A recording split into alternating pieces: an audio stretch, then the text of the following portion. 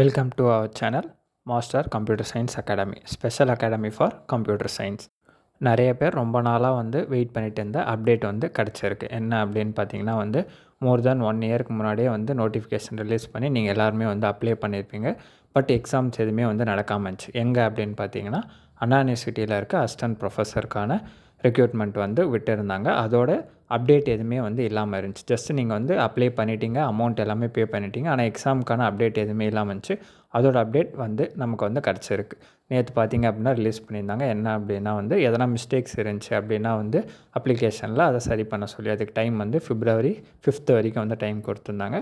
அதே மாதிரி அதில் மெயினாக நம்ம பார்க்க வேண்டிய அப்டேட் என்னன்னு பார்த்தீங்கன்னா அந்த எக்ஸாம் டிஆர்பி போர்டு தான் நடத்துவாங்க அப்படின்னு சொல்லியிருந்தாங்க.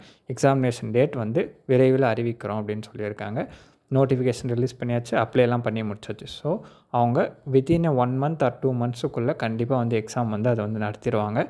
அந்த எக்ஸாம் ப்ரிப்பேர் பண்ணுறவங்க தொடர்ந்து படிங்க. நம்ம அகாடமியில் கம்ப்யூட்டர் சயின்ஸுக்கு எம்இ முடிச்சிருந்தீங்க அப்படின்னா அதுக்கு எலிஜிபிள். நீங்கள் கம்ப்யூட்டர் சயின்ஸுக்கு டெஸ்ட் பேட்சோ இல்லைனா கிராஷ் கோர்ஸோ இல்லைனா மெட்டீரியல்ஸ் வேணும் அப்படின்னா நம்ம அகாடமியில் ப்ரொவைட் பண்ணுறோம். அதை நீங்கள் யூஸ் பண்ணிக்கலாம். சரிங்களா? இந்த ஆப்பர்ச்சுனிட்டியை மிஸ் பண்ணிடாதீங்க. ரொம்ப ரொம்ப ரொம்ப ஹை பே. அண்ணா யூனிவர்சிட்டியிலே ஒரு அசிஸ்டன்ட் ப்ரொஃபஸர் அப்படின்னா அது எவ்வளோ ஒரு கெத்தான போஸ்டிங் அப்படின்னு சொல்லி உங்களுக்கு தெரியும்.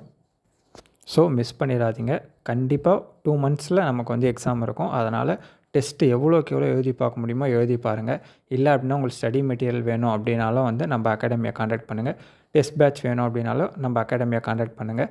10 யூனிட்ஸ் கொடுத்துருக்காங்க. டிஆர்பி பாலிடெக்னிக் விடவே ரொம்ப கம்மியான சிலபஸ் தான் கொடுத்துருக்காங்க. அதனால் மிஸ் பண்ணிடாதீங்க. இப்போ டிஆர்பி பாலிடெக்னிக் பார்த்திங்கன்னா நமக்கு வெப் டெக்னாலஜி, சாஃப்ட்வேர் இன்ஜினியரிங்லாம் இருக்கும். அதெல்லாம் கூட இதில் கிடையாது. ஸோ நீங்கள் தொடர்ந்து படிச்சிங்க, தொடர்ந்து ப்ராக்டிஸ் பண்ணிங்க டெஸ்டர்ஸ் அப்படின்னா கண்டிப்பாக கிளியர் பண்ண முடியும். ஒரு ரியாலிட்டி என்ன அப்படின்னு பார்த்தீங்கன்னா டிஆர்பி பாலிடெக்னிக்கான காம்படிஷன் ரொம்பவே அதிகம். ஆனால் அதே பார்த்திங்கன்னா இந்த அண்ணா யூனிவர்சிட்டி எம்இக்கான காம்படிஷன் பார்த்திங்க அப்படின்னா ரொம்பவே கம்மி. அதோட அவேர்னஸ் ரொம்ப கம்மியாக இருக்குது. ஸோ நீங்கள் கரெக்டாக பிளான் பண்ணிங்க அப்படின்னா, கரெக்டாக ப்ராக்டிஸ் பண்ணிங்க அப்படின்னா கண்டிப்பாக கிராக் பண்ணிட முடியும். பே உங்களுக்கு நியர்லி 1 lakhs கிட்ட ஃபஸ்ட் மந்த் பேவே இருக்கும். ஸோ மிஸ் பண்ணிடாதீங்க. தொடர்ந்து ப்ராக்டிஸ் பண்ணுங்கள். நம்ம அகாடமியில் டெஸ்ட் பேட்சஸ் அண்டு மெட்டீரியல்ஸ் எல்லாமே ப்ரொவைட் பண்ணுறோம். கிராஷ் கோர்ஸும் நம்ம பண்ணுறோம். சரிங்களா? வேணும் அப்படின்னா கீழே டிஸ்பிளே ஆகிற நம்பர்ஸ்க்கும் இல்லைனா டிஸ்கிரிப்ஷனில் உங்களுக்கு நம்பர் இருக்கும்.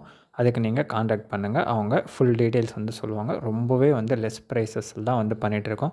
டெஸ்ட் பேட்சஸோட rate plus study materials rate எல்லாமே உங்களுக்கு ரொம்பவே கம்மி ப்ரைஸில் தான் பண்ணிகிட்ருக்கோம். நீங்கள் காண்டாக்ட் பண்ணுங்கள். ஃபுல் டீட்டெயில்ஸ் அவங்க சொல்லுவாங்க. சரிங்களா?